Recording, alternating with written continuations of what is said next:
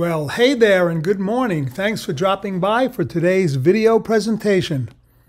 I am Arthur Morris and I have been traveling the world for 38 years, going to great places and photographing great birds.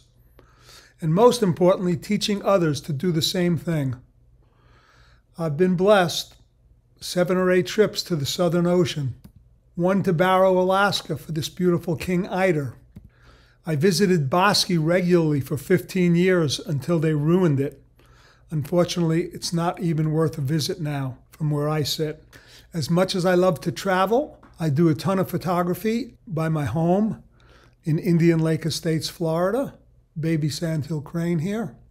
I have 2 sold-out instructional photo tours to Homer, Alaska in February. And before that, I'll be heading back to San Diego for too many years in a row to photograph the brown pelicans and lots more. There's room on that one, so hope you can join us. Be sure to visit and subscribe to the blog. There's a link below. And when you get some new gear, use either my B&H links or go to Bedford's. Use the Birds as Art code and get 3% back on your credit card, along with free second-day air shipping. Now we're going to head over to Photo Mechanic to learn about digital bracketing and the amazing raw digger. Okie dokie, we're here in Photo Mechanic, and we're going to take a look at some great blue heron images from yesterday morning. Photo Mechanic is my photo browser, and I'd be a dead man without it. In the fog on Saturday morning, I had a great blue heron sitting on a beautiful perch that I put up myself. If you search for The Perch, capital T, capital P, you can find the story of setting up the new perch where the old one had existed previously.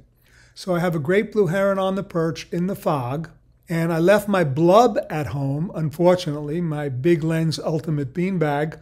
So I was working on a pillow that I put on the door frame. And I was working off the rear monitor. I tilted the screen up for horizontals. Even with my glasses on, it was hard to see that this bird was facing away. So I took a whole bunch of pictures, and then I realized if I moved the car back, that I'd be able to go vertical and get the whole bird in the frame along with some of the beautiful marsh grasses. So there's a ton to learn in this iPhone capture. Notice that I have the level on, green and green on each corner. And I'm using upper right zone AF, which actually picks the bird's eye. We'll see that in the next frame. And of course, when I make a picture, I am holding on to the camera with my right hand, and I have the left hand firming the lens somewhere. Not sure where I put it. Varies with each situation. This gives you an idea of the amazing face-eye autofocus of the Sony A1. Check out almost any blog post for information on getting in my A1 group. We're going to evaluate the next 3 exposures in an amazing program called Raw Digger. And here's the first one, second, third. Go back to the start. So you'll notice here I'm shooting at a 500th of a second wide open. I'm in manual mode. Thought I was in shutter priority, but it doesn't matter. It works the same. And I started with 2.3 stops of overexposure. Then automatically go to the next frame and shoot a third darker. You'll notice that it lowered the ISO from 1600 to 1250.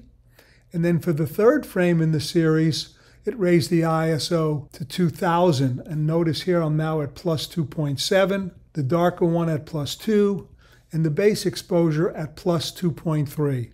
So we're going to take a look at this one in Raw Digger. Edit photo with Raw Digger, easier to say than to do. Opening up Raw Digger, Option H gives us the histogram, and we see a pretty good exposure. This is the 8,000 line. This is the 16,000 line. Ideally, we want to be here, more than 2/3 of the way. So this is a little bit of an underexposure, but certainly workable. Command forward brings us to the darker image. That's 2/3 of a stop underexposed. But when we go to the plus 2.7, we see a perfect exposure. There's your perfect Raw Digger exposure. So the lighter image that actually looks the most washed out is the best. So once again, this was a decent exposure. This was almost a stop too dark, 2/3 for sure. And this bright washed out one is perfect with the most data and the most color information and a quick trip to Photoshop, and we make a beautiful picture. And you see now why I moved the car back and went to vertical to get some of the beautiful marsh grasses and cattails in the frame. That about does it for today. We'll see you again here soon. Be sure to subscribe to the YouTube channel. And best advice, get out to San Diego and join me.